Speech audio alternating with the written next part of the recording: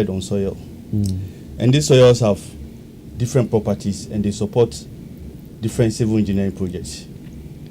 For example, if you are building and your site is made of compressible soil, this will pose a challenge to the structure. So it is very important that you determine the soil that is underlying your ground formation, where you are going to put your structure. And it's at this point that we do the soil test. So what is it? It's simply a process of determining the layers of soil that will underline your building and their properties. This is key because you are going to impose a structural load on the ground formation. And how would the soil underlying the structure respond to the load that you impose on the structure?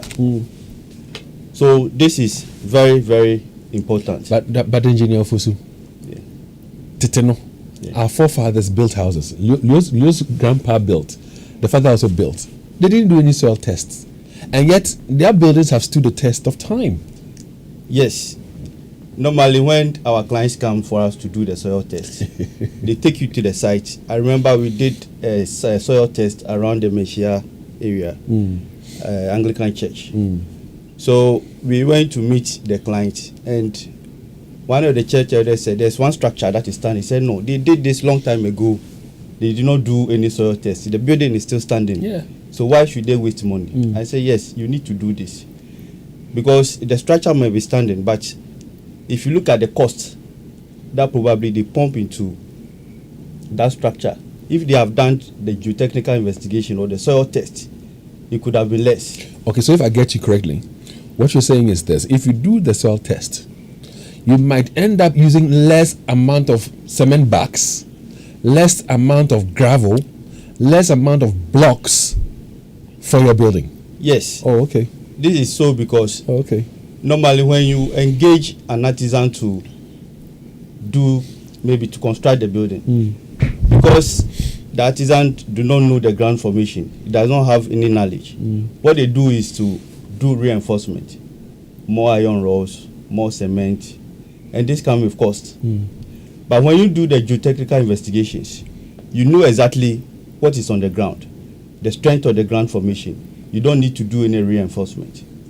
Wow. But you mentioned a while ago that when people come to you to do their soil test, is that to suggest that many people are aware about the essence of the soil test and come to you, or otherwise? A lot of people do not know about it. Yeah, people come because of permit. Okay. When they go to the city authorities, they will tell them no, especially when they are putting up commercial buildings like schools, markets, churches. They will tell them to get the soil test. And the challenge we are facing now is sometimes before they come, they've done their designs already. But you need to know what is on the ground. Based on the ground formation, you use it to do your design. So they come basically because of the permits. The requirements from the city authorities. Hitherto they wouldn't have come. If not for the permits, they wouldn't have come. Yes. But again, many people are building without permits anyway. You know, in most new areas where people are putting up buildings and they haven't even gone for permits. I mean, you and I know there are the occasions where people come and write on people's buildings, stop work, produce permit and all that. But from what you've said this morning, it's very important for us to get to do the soil test. Yes. One key thing that I've even learnt from you this morning is the fact that if you do the soil test, it enables you to know the nature of the soil, and therefore you might not even need to use more cement. Because the artisan construction. Yeah, the artisans that we have, because they don't have that technical knowledge, all they do is they use what they are used to. So 100 bags of cement, mix that with gravels and sand and stone, put up the blocks, and they say you've built.